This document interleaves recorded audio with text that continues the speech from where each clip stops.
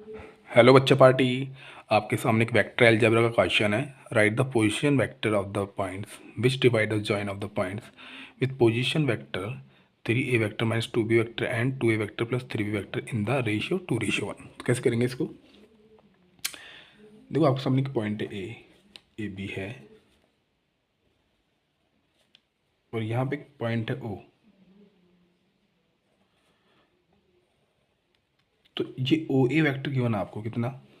O A vector given है आपके सामने 3a माइनस 2b। तो यहाँ वैक्टर गिवन है आपको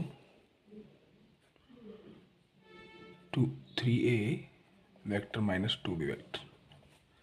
ऐसे ही आपके सामने ओ बी वेक्टर गिवन है, पोजीशन वेक्टर, इसको पोजीशन वेक्टर बोलते हैं, O A vector and O B vector.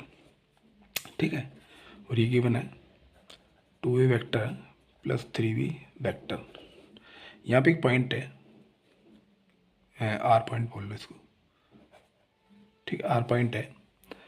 ये क्या कर रहा है? आर पॉइंट इस लाइन को ए बी, जो ए पॉइंट बी पॉइंट है, ये वाली जो लाइन है ए बी, इसको m/n यानी कि 2:1 में डिवाइड कर रहा है। तो ये 2 है तो ये 1 है, यानी m/n में डिवाइड करता है, m/n। तो m की वैल्यू 2 है, n की वैल्यू 1। ये समझ में आई होगी। तो आपको ये फाइंड आउट करना है, ये ओ आर। तो ये O A vector, O B vector और O R vector find out करना आपको। ये कॉन्सेप्ट समझ में आया होगा यहाँ तक? ठीक है, तो आप कैसे फाइंड आउट करेंगे ओ आर वैक्टर? यानी कि जो रेशियो डिवाइड है आपके सामने 2:1। तो जब इनर मतलब कोई लाइन को अंदर से डिवाइड करता है इनर पॉइंट से, तो आपने फॉर्मूला अप्लाई करना है, m into O B vector plus n into O A vector upon में m प्लस n। ये क्लास 10th में आपने पढ़ा हुआ है अच्छे से।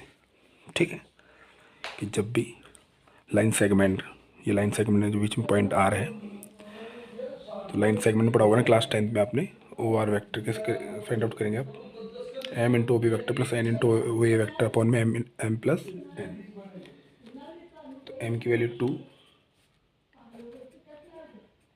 2a 3b plus 1 into 3a vector minus 2b vector.